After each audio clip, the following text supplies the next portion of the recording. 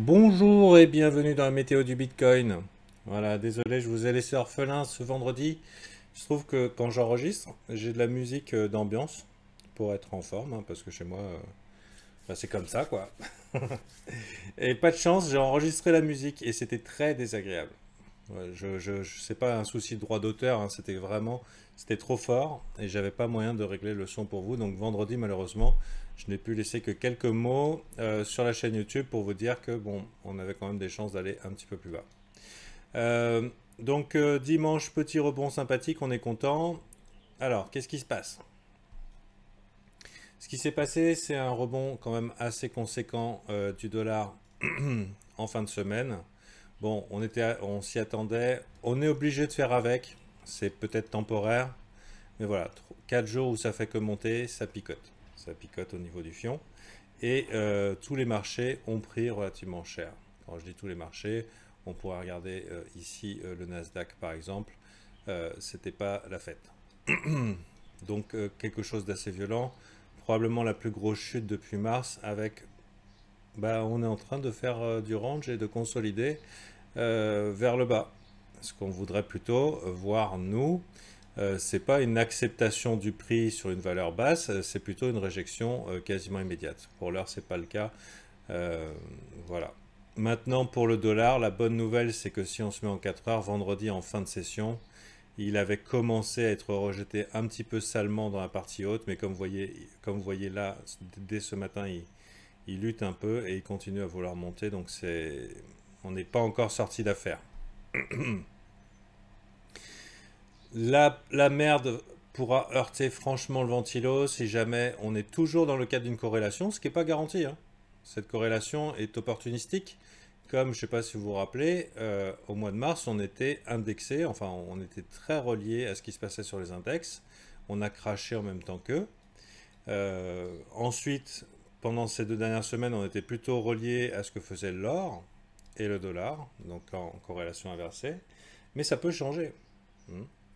Il ne faut pas oublier que le Bitcoin a son propre agenda. Et son propre agenda, c'est de s'assurer que tous ceux qui sont partis all-in x 100 ne soient pas millionnaires. Entre des mouvements naturels, hein. Il faut s'assurer qu'il y ait ça, parce que bah, sinon les échanges ils seraient pauvres. Et ça ne peut pas arriver, ça. Alors c'est mon interprétation, mais avec l'expérience, vous verrez que souvent c'est un appareil à swing, le BTC, et qui va aller chercher bah, ceux qui n'ont pas pris leur profit, hein. C'est un classique. Donc maintenant, on va continuer à garder un œil dessus. Aujourd'hui, est-ce que la corrélation va être puissante? À mon avis, non. C'est le Labor Day, hein, c'est le 1er mai américain aujourd'hui, hein, c'est la fête du travail. Et en général, c'est le lendemain qu'on aura un petit peu d'action puisque les traders reviennent des Hamptons, c'est leur côte d'Azur à eux, traders de Wall Street. Et c'est demain.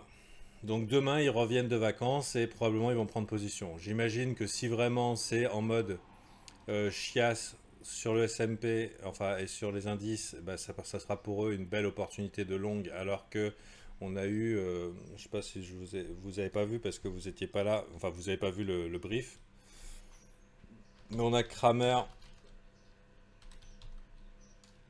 qui supplie les jeunes nouveaux millionnaires de prendre profit. Il faut savoir que Kramer, c'est une crapule de la pure espèce. C'est un mec de renom, mais en général, tu peux faire l'inverse de tout ce qu'il dit. Donc en ce moment, j'ai l'impression qu'on a tous un petit peu le syndrome post-traumatique du 13 mars, mais avec des conditions qui ont largement changé, c'est que la Fed est en contrôle. Elle peut acheter directement ce marché, et si ça chute, c'est qu'elle le veut bien. Donc quand des mecs comme Kramer et ses copains vous disent il faut prendre profit, si vous êtes millionnaire, prenez profit, je vous en supplie, c'est peut-être le petit shake-out, histoire de préparer une suite assez épique pour un buy the dip. Alors là où la tendance ne s'est pas inversée sur les indices, la tendance est toujours haussière sur les indices, sur le Bitcoin c'est autre chose. On est passé en tendance baissière en daily. Alors pas weekly, c'est une bonne nouvelle, pas weekly. Mais maintenant, ce qu'on voudrait, weekly, ça veut dire une barre égale une semaine, hein. Donc quand je dis ça, c'est basé sur Ishimoku tout simplement. Au niveau weekly, on est impeccable en fait. Alors on aurait voulu quand même une clôture au-dessus de 10 500 et vraiment ça c'est pas bon signe qu'on n'ait pas réussi à le faire. Vraiment, quel manque de patates, ça fait chier. Mais bon, c'est comme ça, c'est la vie. Maintenant, dans un mouvement haussier plutôt fort, on préfère voir une tendance forte. Hein, on ne veut pas voir de signes de faiblesse, on veut voir les supports bien servir de support, rejeter le prix violemment, etc. etc. C'est pas le cas. Et ben on va faire avec et puis c'est tout. Donc en weekly, Ishimoku, ça va encore. Comme vous voyez, le plancher il est là, on est toujours au-dessus du nuage, la lagging span est au-dessus du prix. Pour l'instant, on est entre la Tenkan et la Kijun. Point d'équilibre encore ici, Kijun. Donc pour l'instant, elle monte. Donc long terme, on est plutôt optimiste. On reste en tendance haussière. Maintenant, ce qu'on voudrait, c'est une convergence d'idées avec notre unité de temps du moment. Et le problème, c'est que en daily, et c'est particulièrement significatif, on se retrouve avec une nouvelle petite chape de plomb ici. Et ce qu'on voudrait, c'est un alignement des planètes entre le moyen terme et le long terme, c'est-à-dire la récupération ici de cette zone. Eh ouais, c'est pas le bottom, donc ça veut dire, et ça veut dire que c'est pas forcément, ça veut pas dire forcément qu'on ne montera pas, mais ça veut dire que pour avoir la certitude que vous n'êtes pas en train d'acheter juste un spasme, quoi, un rebond de chat mort, il faudrait avoir des confirmations, un recroisement Tenkan Kijun ici, une ressortie aussi, ça serait pas mal, de la Chikou au-dessus de la Kijun, au-dessus du prix, parce que sinon ça va être un peu difficile. Dans tous les cas, maintenant on se retrouve avec de belles résistances. À noter que je ne sais pas si vous aviez vu ça, dans la dernière météo que vous avez dû accéder, ici on a eu un pattern Batman. Ah, wow. Quand vous le voyez maintenant, vous saurez que ça fait peur et ça fait c'est le complexe Head and Shoulder Pattern, donc le complexe top qu'on avait ici sous nos yeux. Je pensais pas que ça allait aller aussi vite, mais si, totalement. Donc oui, donc on se l'est bien pris dans la gueule. On remarquera les similarités. Donc maintenant, est-ce que c'est le moment de vendre? Ah, fin du monde et tout. On risque d'aller plus bas. Mais primo, court terme pour l'heure, on est dans un petit range. Et il y a toujours la possibilité, au moment où les shorters vont commencer à FOMO, de faire un petit rebond bien propre ici dans les 11 000. Et ce que je disais aux copains, c'est ok. Long terme, on a encore des raisons de penser bullish, etc. etc. La question, c'est qu'est-ce qui va se passer quand on va remonter ici là? Est-ce que vous allez profiter? Est-ce que vous allez hold? Ou est-ce que vous allez profiter pour sortir? Et là, c'est vraiment la question à 1 million d'euros. Est-ce que ce rebond-là, qui est réaliste, c'est une opportunité pour dire ok, c'est bon, on va tout défoncer vers le haut? Et je veux dire, on est loin d'en être certain. Le top est particulièrement bien dessiné. Ou est-ce que c'est une opportunité de sortie propre en attendant qu'on fasse une vraie structure aussi, mais de l'autre côté cette fois-ci? Donc, tiens, d'ailleurs, ça me paraît assez bien dessiné. Je pense que ça va être un petit peu quelque chose comme ça qu'on va vivre. Mais bon, le temps nous le dira.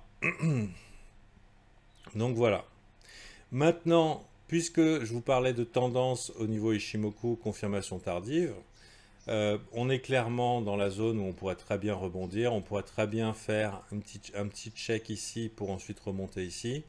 Pour l'instant, la tendance est baissière et a priori, les rebonds sont des opportunités de short. A priori. Bien sûr, c'est pas une science exacte. Donc ça pue, ça fait chier, mais c'est comme ça. Je vais donner aux VIP mes petits indices pour leur dire qu'est-ce que je pense que ça sera le moment du bottom, parce que c'est bien beau d'acheter une tendance haussière, mais si on achète là alors qu'on est venu là, on n'a pas eu le maximum de BTC pour nos sous-sous. Hein. Ce qu'on veut, c'est le maximum de BTC sur nos sous-sous. Alors ça dépend si vous êtes du genre à avoir besoin de beaucoup de confirmations, dire ok, moi je veux que quand j'achète, ma quantité de fiat augmente, Ou est-ce que vous êtes du genre à vouloir beaucoup de BTC et quand vous achetez, vous dites ok, et puis on va serrer les fesses et puis ce qui compte c'est que j'ai eu plus de BTC. Donc ça dépend de vos personnalités. Donc maintenant, on aura probablement un tag dans les 11 000 qui serait peut-être une opportunité de sortie. Parce que maintenant que les bears ont la main, ils vont pas s'arrêter là. Ils vont probablement ajouter à leur short et se faire des super moyennes pour repousser le prix plus bas. Donc du coup, accompagner dans un swing baissier plutôt correct pour eux. Nettoyer, briser quelques cœurs, etc., etc. Et une fois fait, on pourra éventuellement remonter. Ça serait vraiment super. Pas pour le mental, hein, mais ça serait vraiment super pour le prix que tout ça arrive beaucoup trop vite. Ça veut dire qu'on tire un bon coup sur le sparadrap, qu'on va spam, direction les 9006, les 8008, tout le monde se fait ah comme ça, et là on appuie sur le bouton buy. Pourquoi? Parce que de la même manière que quand on monte trop vite, ça redescend, de la même manière que quand on descend trop vite, il y a des chances qu'on remonte assez rapidement. Donc personnellement, c'est ce que je souhaite. Ce que je souhaite, c'est qu'on nous épargne cette lente montée dégueulasse, qu'on nous fasse un bon tirage de languette de Flambie. On achète ici pendant que tout le monde est en train de lever les bras en l'air, et ensuite c'est parti. Bienvenue dans le bull run. C'est un petit peu mon topo. Je pense pas que le BTC ira nulle part, mais bien sûr, tant que la tendance n'est pas inversée, on fait avec. On fait avec. Pour des targets qui me paraissent assez réalistes, moi, il y a ce trou ici, là, vous voyez, dans le volume profile. Je sais pas si on ira, mais si on y va, c'est probablement l'opportunité d'achat d'une vie. Voilà. Bon, je vous dis ça, ça sera aussi l'opportunité d'achat d'une vie ici. Hein. On s'adapte. Alors, les nouveaux investisseurs qui sont en train de se dire merde, mais putain, Bitcoin, gna gna gna. Vous connaissez peut-être le dollar cost average.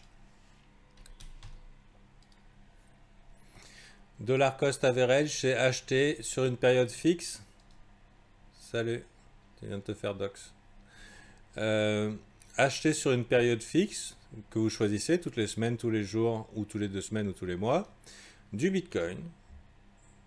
Et vous divisez par exemple sur 20 semaines ce que vous avez prévu d'investir. Parce qu'on ne sait pas où il va aller le prix. Le truc, c'est que quand les gens disent ouais, j'achèterai quand ça ira plus bas, au final, ça monte et ils achètent le sommet. Donc, on va dire qu'on va commencer comment ça s'appelle, au sommet du 12-12. On va mettre 17 décembre 2018. Donc, le sommet du bull run. D'accord. Et toutes les semaines, on achète pour 100 boules. Voilà.